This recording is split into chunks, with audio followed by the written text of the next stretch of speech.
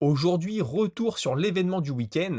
Rainer Derrider qui compte bien montrer son réel niveau samedi prochain à l'occasion de l'UFC 311, mais aussi toutes les actualités majeures du jour. Nous sommes le lundi 13 janvier 2025. C'est le moment MMA. Soyez tous les bienvenus. Hey man, how the hell you doing? I've been just fine living life with the noose and in my mind, all I hear is music. Watching your mouth move, damn you look stupid. I feel like everyone's a stranger. Small talk with your narcissist. Et on commence avec Santiago Ponzinibbio qui était co-main event de la soirée. Il est passé tout près de la correctionnelle dans le premier round avant de s'imposer dans le troisième. Alors d'après lui, tout se passait bien dans le premier round jusqu'à ce qu'il se fasse toucher. Et l'erreur qu'il a fait d'après lui, c'est de ne pas mettre assez de volume, ce qui a permis à son adversaire de frapper et de le toucher. D'ailleurs, toujours d'après lui, dans la deuxième et la troisième reprise, il n'a rien changé. Il a juste mis plus de coups, plus de rythme, donc plus de volume. Il est aussi très content d'avoir terminé le combat avant la limite, il s'entraîne pour ça, il a connu quelques décisions partagées par le passé, il les avait en travers de la gorge, il voulait corriger ça et il a réussi. Félicitations à lui. Pour la suite, il aimerait combattre au mois d'avril à Miami. Il a cité le nom de Vicente Luque qu'il respecte énormément. Maintenant, il le dit, si c'est pas Luque, il y a énormément d'autres gros noms dans la catégorie. Je serais ravi de les affronter. Et puis, peu importe la personne, il veut combattre. Il a été beaucoup inactif dans sa carrière à cause de blessures ou à cause de maladies. Et maintenant, c'est le moment d'être actif, peu importe contre qui, peu importe quand et peu importe où. Je peux le comprendre. Moi, assez rapidement, hein, sur ce combat, quel retour de Ponzinibbio, j'y croyais pas. Je me suis dit qu'il allait pas avoir le temps de récupérer entre le premier round et le deuxième. Surtout que les trajectoires de Harris sont très compliquées à lire. Il a de très longs bras, une grosse allonge, les coups partent un peu n'importe comment. C'est pas forcément très académique, donc je me suis dit, le pauvre Ponzinibbio, il voit pas les coups venir, il va tous les prendre, et pourtant il a réussi à se remettre en marche. Est-ce que l'arbitre a arrêté un peu tôt le combat? Je ne sais pas, hein, comme le disait Antoine Simon, ça aurait pu finir en chaos dramatique, c'est vrai. Maintenant, ça n'a pas été le cas. Félicitations à Ponzinibbio et j'espère que l'UFC prendra soin de Harris parce que c'était quand même une très belle performance de sa part. Sur cette même carte, on a eu le magnifique high kick de Kopylov à la dernière seconde de son combat contre Curtis qui lui permet de s'imposer par KO. En conférence de presse, Kopylov estime peut-être avoir mis moins de coups que Curtis, mais en tout cas avoir été celui qui a frappé le plus fort. Il aimerait maintenant être de retour en avril ou en mai. Il n'a aucun problème à donner une revanche à Chris Curtis si les fans le demandent et si l'UFC le demande, mais il pense que l'arrêt de l'arbitre était justifié, Curtis était au tapis et n'était plus en mesure de combattre. La semaine dernière, je vous disais que Curtis, en ce moment, un des défis de sa vie, c'est de réussir à décrocher du MMA, à laisser les problèmes du MMA à la salle et à rentrer chez lui, être un père de famille, se trouver d'autres passions, d'autres centres d'intérêt, etc. À la fin du combat, Kopylov est allé le voir et lui a dit t'inquiète pas, c'est que du sport. Et Curtis lui aurait répondu non, c'est pas que du sport, moi c'est toute ma vie. Donc là, je pense que mentalement, elle va être un peu dure à digérer pour Curtis. Moi, personnellement, le high kick, je l'attendais depuis un moment. Kopylov faisait des bons dégâts avec ses low kicks. Je me suis dit, au moment où il va lever la jambe au niveau de la tête, ça peut faire des dégâts. Il a attendu la dernière seconde.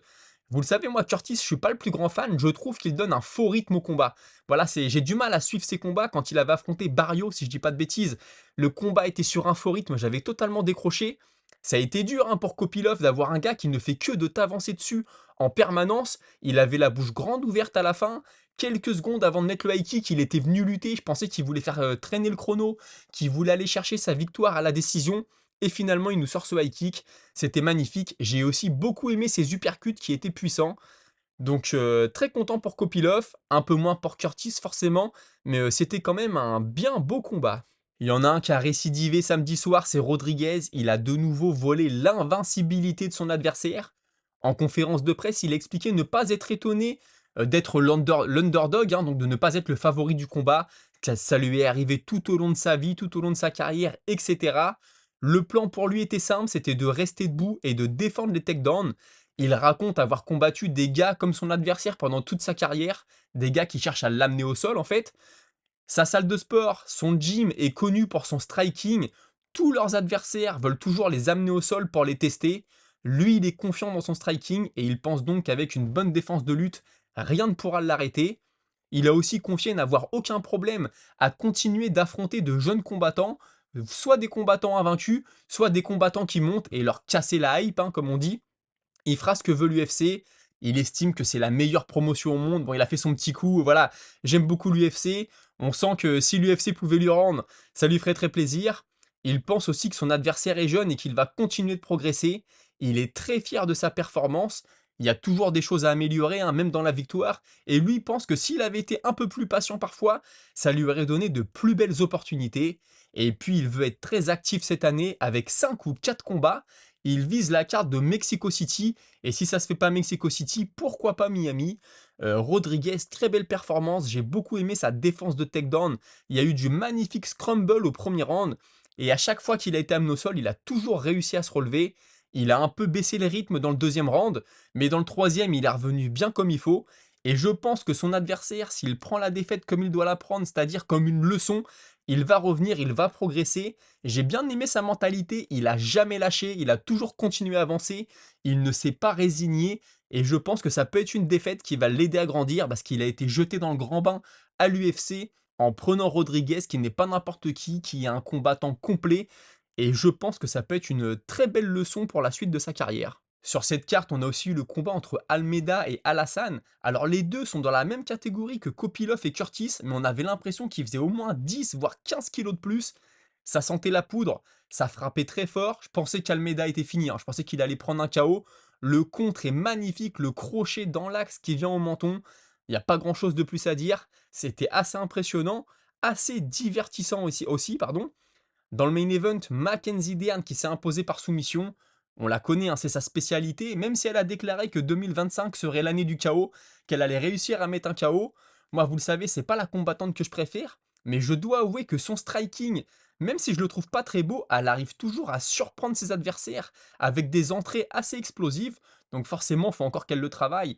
L'offensif, mais surtout le défensif, hein, quand elle se fait frapper, elle recule, elle a le menton un peu en l'air. Mais écoutez, c'est bon signe, elle s'impose par soumission.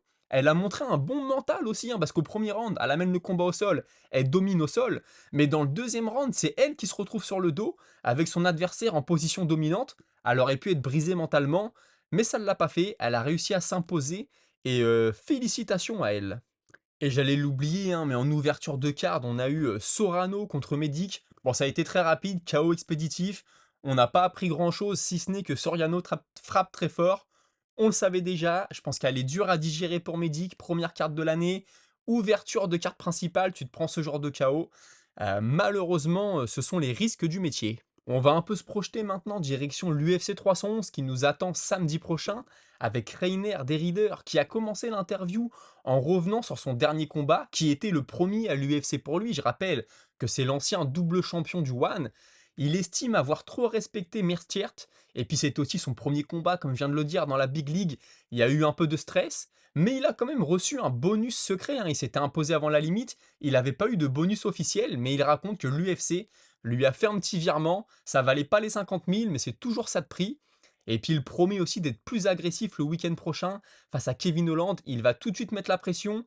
Il espère le toucher debout et aller l'étrangler au sol. Un peu sa spécialité. Lui, c'est un expert du grappling, du jiu-jitsu brésilien, mais il lui a toujours manqué la lutte dans sa carrière. Il s'entraîne aux États-Unis depuis un petit moment et il promet avoir énormément travaillé sur sa lutte. C'est beaucoup plus facile pour lui de le faire aux États-Unis plutôt qu'aux Pays-Bas. Voilà, il l'admet, hein, le niveau de lutte aux Pays-Bas n'est pas terrible. Donc en venant aux États-Unis, ça l'a beaucoup aidé. Il nous a aussi appris à avoir accepté un combat pour le mois de décembre contre un très gros nom de la catégorie, mais que le gars a refusé. Il veut pas donner son nom parce qu'il pense que ça se fera dans les mois qui viennent. J'espère qu'on en apprendra plus. Et puis il est revenu aussi sur le système de peser au One Championship. On le sait, les catégories ne sont pas les mêmes qu'à l'UFC. On teste le taux d'hydratation des combattants tout au long de la semaine pour voir s'ils ne font pas une perte de poids trop brutale qui pourrait être dangereuse pour eux, chose qu'on ne fait pas à l'UFC. Bon, lui, il estime qu'en fait, tout le monde triche au ONE FC, il y a des petites combines à savoir, et puis en fait, tu arrives à passer le test assez facilement. D'après lui, l'une des possibilités serait de peser les combattants chaque jour de la semaine, afin de savoir s'il n'y a pas une perte de poids qui est trop brutale, ou alors, juste après le combat, faire monter le combattant sur la balance, et de voir quel poids il pèse avec une tolérance bien sûr, hein, peut-être de 5%. Apparemment, c'est quelque chose qui a déjà existé, qui ne se fait plus. Moi, je trouve ça assez compliqué. C'est un combattant qui vient de prendre un KO, d'aller le mettre sur une balance. Je vois pas trop l'intérêt, je pense que c'est un petit peu dur. On en parle souvent dans les commentaires avec vous dans la minute auditeur, l'histoire de la pesée. Moi, je pense que voilà, le combattant sait dans quoi il s'engage. Il y en a certains qui veulent arrêter de cutter, ça leur a réussi. Je pense notamment à Robert Whittaker, hein, qui suite à une défaite chez les poids welter, décide de monter en moyen et devient champion. Donc voilà, je pense que c'est à chacun de savoir comment gérer ça. Et bien sûr, chacun le gère à sa manière. Toujours à l'UFC 311, Islam Makhachev a fait savoir qu'il n'avait que très peu d'intérêt à affronter Ilia Topuria, mais qu'il était partant pour monter et prendre le vainqueur de Bilal Mohamed face à Shavkat Rakhmonov. Il explique ne pas avoir besoin d'argent, tout ce qu'il veut c'est une deuxième ceinture. On le sait que Bilal Mohamed est très proche de la team Khabib, il ne veut pas les affronter. Makhachev a un autre discours depuis un petit moment déjà, et là il explique tout simplement qu'ils ont le même manager, qu'ils peuvent donc se rencontrer et discuter. Je ne sais pas ce que va donner cette histoire. Et il nous apprend aussi le russe qu'il rêvait à l'époque d'affronter Tony Ferguson, quand Ferguson était au top de sa carrière. Malheureusement, depuis que Makhachev a explosé, Ferguson, lui, est plutôt sur la pente descendante. Il est plutôt sur la sortie de l'UFC même. Donc je pense qu'on ne verra jamais ce combat. Johnny Walker, lui, samedi prochain, devait affronter Bogdan Guskov. Malheureusement, il est blessé, il est donc forfait de l'UFC 311 et l'organisation travaille à lui trouver un remplaçant pour que Guskov, lui, puisse rester sur la carte. J'ai vu beaucoup de noms circuler, mais rien d'officiel pour l'instant. Merab Dvalishvili, lui, en tant que champion, et il défendra samedi prochain, hein, je vous le rappelle, face à Umar Nurmagomedov, il aura le droit à son short personnalisé. Je pense que ce sera un hommage à son pays, la Géorgie, même si je n'ai rien vu d'officiel là-dessus, encore une fois. Umar Nurmagomedov, lui, par contre, n'aura pas de short personnalisé. Il y a une vidéo qui tourne sur les réseaux sociaux depuis hier. C'est Khabib Nurmagomedov escorté hors d'un avion. Je vous explique assez rapidement l'histoire. Khabib prenait un vol de Vegas à Los Angeles pour se rendre à l'événement du 311, bien sûr. Il était assis à côté de l'issue de secours dans l'avion. Il y a donc une hôtesse de l'air qui vient le voir en lui demandant s'il connaissait les mesures de sécurité en cas de problème. D'après ce que dit la compagnie, c'est que Khabib ne comprenait pas très bien. L'hôtesse de l'air a donc dû répéter plusieurs fois. Il a fini par dire oui, mais elle sentait bien qu'il n'avait pas compris la question. Elle a donc fait venir la sécurité. Ils lui ont demandé de se déplacer, de changer de siège. Lui a refusé de changer de siège, pardon. Ils lui ont donc demandé de quitter l'avion, ce qu'il a fait. Ensuite, Khabib a fait une déclaration sur les réseaux sociaux en expliquant que la compagnie avait été très désagréable avec lui dès le début, qu'il avait très bien compris ce qu'on lui demandait, qu'il avait très bien répondu, que tout était OK de son côté, mais que voilà, il y avait un manque de politesse du côté de la compagnie, et lui ne pense pas que ses origines ou sa religion sont à l'origine de ça.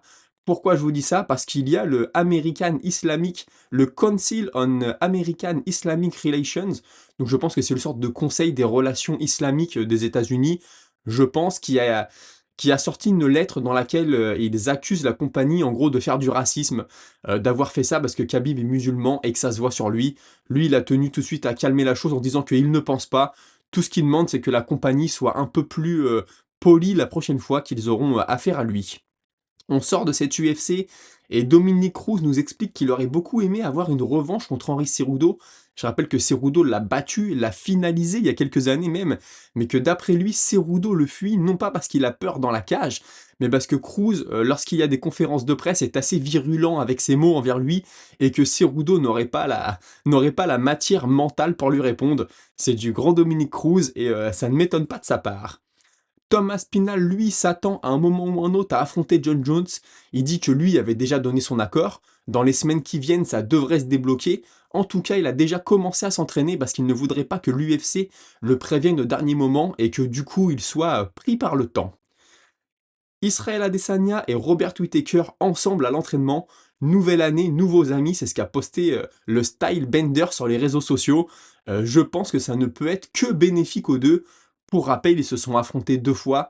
Adesanya avait volé la ceinture de Whittaker, puis Whittaker a essayé de lui reprendre quelques années plus tard. Malheureusement, il n'avait pas réussi.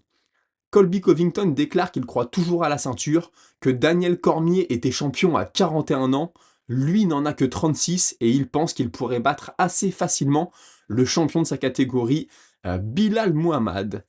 Dana White qui travaillerait très étroitement avec l'Arabie Saoudite pour créer une promotion de boxe anglaise. Ils veulent un peu casser les codes. L'Arabie Saoudite veut s'inspirer de ce que fait l'UFC, c'est-à-dire que l'invincibilité ne fait pas tout. Il rappelle que Mohamed Ali a déjà perdu et que c'est quand même une légende. On sait que Dana White est très intéressé par la boxe anglaise, c'est son premier amour, il veut créer quelque chose. Est-ce que ça va se passer en Arabie Saoudite? Je ne sais pas, mais en tout cas, eux, ils ont les moyens. Donc je pense que c'est quelque chose qu'on pourrait voir dans les prochaines années, ou même les prochains mois. Chris Curtis a perdu ce week-end, vous le savez. Bon voilà, il répète qu'il adore son métier, que c'est le seul métier où tu peux faire 200 000 dollars sur une seule soirée. Il ne s'est pas blessé pendant le combat, par contre il y a eu des blessures dans le camp d'entraînement. Là il va être 8 mois sans pouvoir combattre. Et il pense pourquoi pas à descendre chez les poids welter, la catégorie du dessous. Il est en moins de 84 actuellement, pourrait-il faire moins de 78? Je ne sais pas, c'est peut-être une manière pour lui de relancer sa carrière. Joe Pyfer aurait déclaré excusez-moi, refusé d'affronter Abus Magomedov parce qu'il est classé derrière lui et qu'il est sur 2 victoires et 2 défaites à l'UFC. Ça ne lui donnait rien. Par contre, il aurait accepté un combat contre Kelvin Gastelum, qui est un adversaire avec bien plus de prestige d'après lui et qui serait plus bénéfique pour sa carrière. Toujours chez les poids moyens, Marvin Vettori, lui, explique qu'il a déjà accepté plusieurs combats, mais qu'il attend des retours de ses adversaires. Il est prêt et il ne demande que 8 semaines pour se préparer. Vettori, ça commence à faire un bon moment qu'on ne l'a pas vu. Moi, je croyais beaucoup en lui, je le trouvais très bon, il avait un gros cardio. Techniquement, c'était bon, il avait une bonne lutte. Malheureusement, il avait échoué face à Adesanya pour la ceinture, combat que j'avais trouvé très serré à l'époque, même si beaucoup nous avaient expliqué qu'Adesanya était vraiment une classe au-dessus. J'avais trouvé que le combat était assez serré, surtout qu'ils se sont déjà affrontés 2 fois. Alex Pereira, il semblerait que son prochain combat soit face à Magomed Ankalaev et qu'il n'aurait pas pour plan immédiat de monter chez les poids lourds.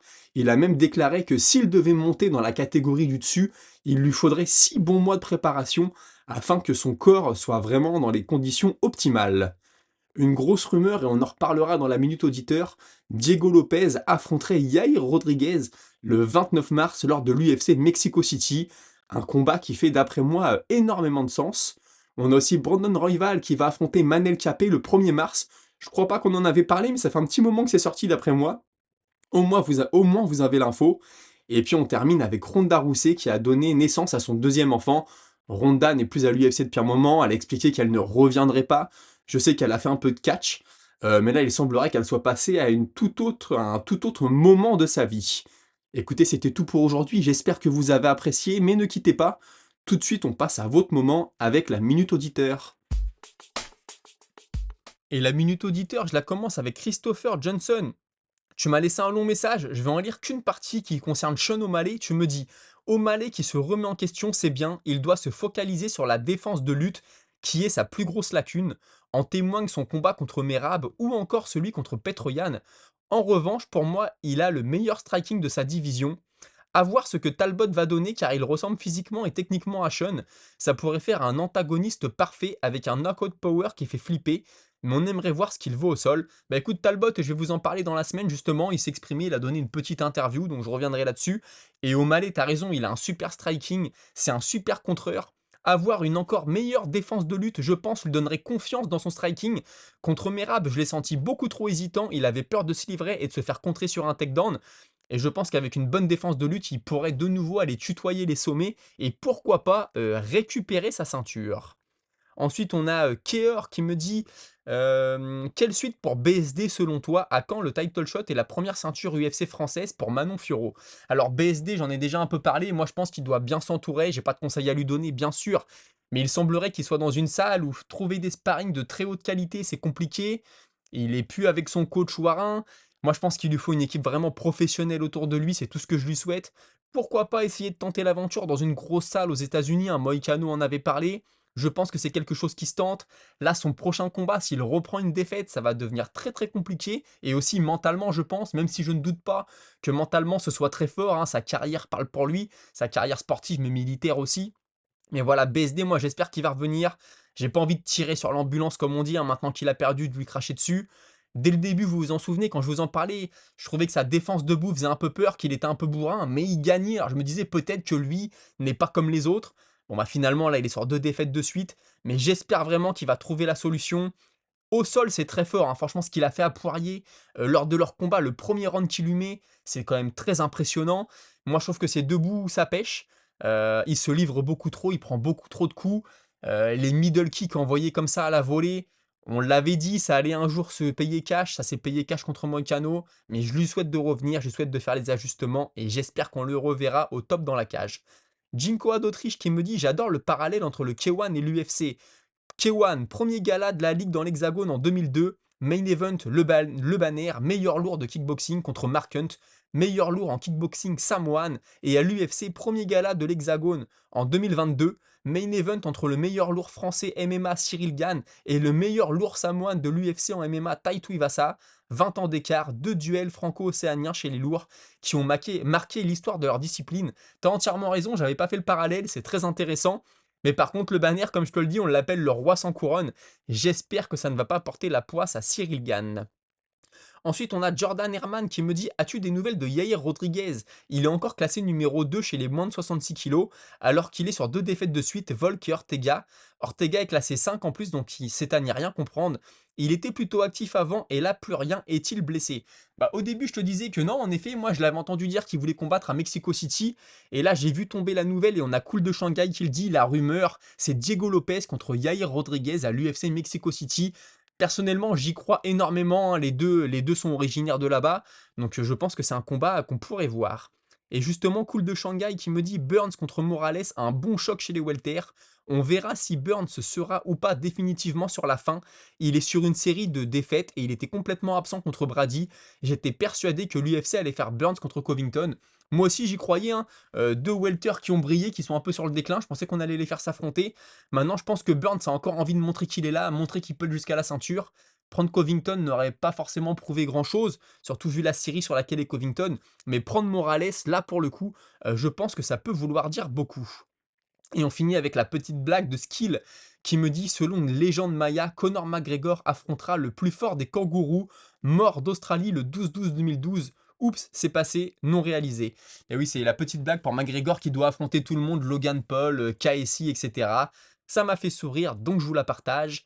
Écoutez les amis, c'était tout pour aujourd'hui. On se retrouve très prochainement pour une nouvelle vidéo à 17 h. Merci d'avoir suivi. Passez une bonne soirée.